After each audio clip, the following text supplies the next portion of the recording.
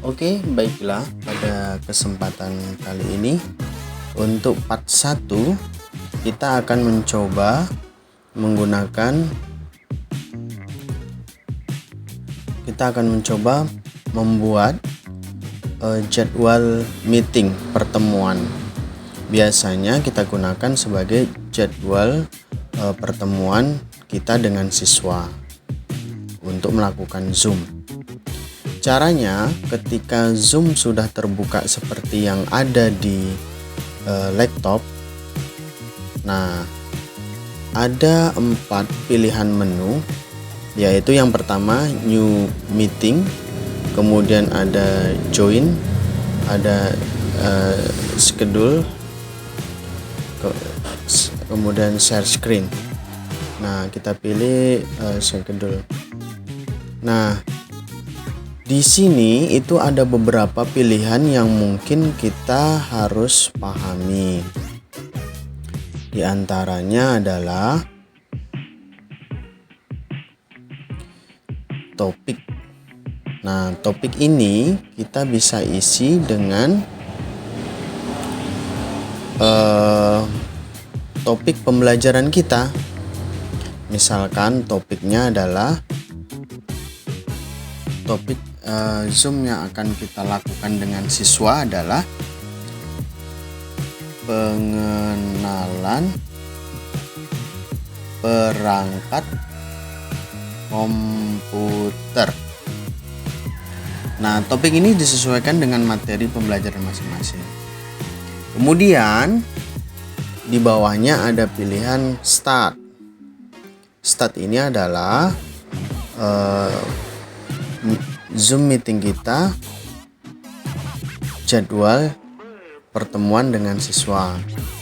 Misalkan kita pilih tanggal 19 bulan Juli 2021. Nah, di sini di sampingnya itu ada jamnya. Nah, jam berapa kita pertemuan kita dengan siswa itu kita mulai. Misalkan kita tentukan jam 8.30.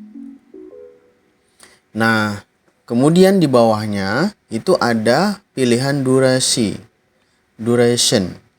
Nah, durasi ini kita pilih pertemuan kita mau 1 jam, 2 jam, 3 jam, 4 jam, dan berapa jam sesuai dengan ketentuan kita. Kemudian mau berapa jam, berapa menit, kita pilih. Kemudian di bawahnya itu ada pilihan requiring meeting. Nah, requiring meeting ini digunakan jika kita meetingnya itu berulang secara terus-menerus, dan kita itu bisa kita pilih checklist requiring meeting. Nah, kita terus berulang, kita pilih requiring meeting, sehingga hanya satu link Zoom yang kita bagikan ke anak-anak. Misalkan saya tidak pilih requiring. Kemudian ada meeting ID. Meeting ID ini bebas, boleh kita generate secara otomatis atau kita pilih personal meeting. Kalau untuk internal itu bisa kita pilih personal meeting. Nah, jika kita buat webinar itu mungkin sebaiknya kita buat generate automatically, jadi berubah-berubah supaya ID kita tersembunyi dari orang. Nah, jika pertemuan kita untuk siswa kita terus-menerus, itu bisa menggunakan personal meeting saja, sehingga anak-anak hafal dengan Zoom ID kita. Nah, untuk security itu bisa kita pilih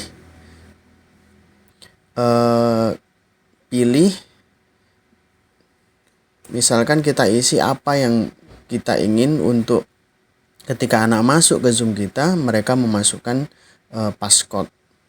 Boleh misalkan saya buat semangat. Nah, atau bebas sesuai dengan yang kita inginkan. Kemudian di bawahnya itu ada waiting room. Waiting room ini boleh di checklist, boleh tidak, itu sesuai dengan kegunaan.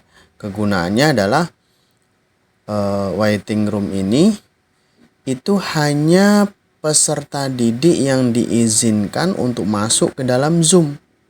Nah, ketika ada peserta didik masuk, itu nanti kita admit.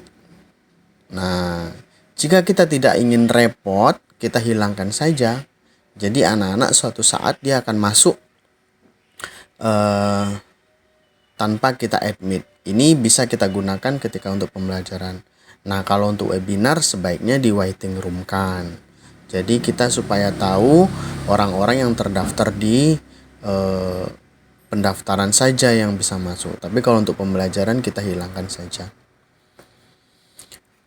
Kemudian di bawahnya itu ada only authenticated user can join.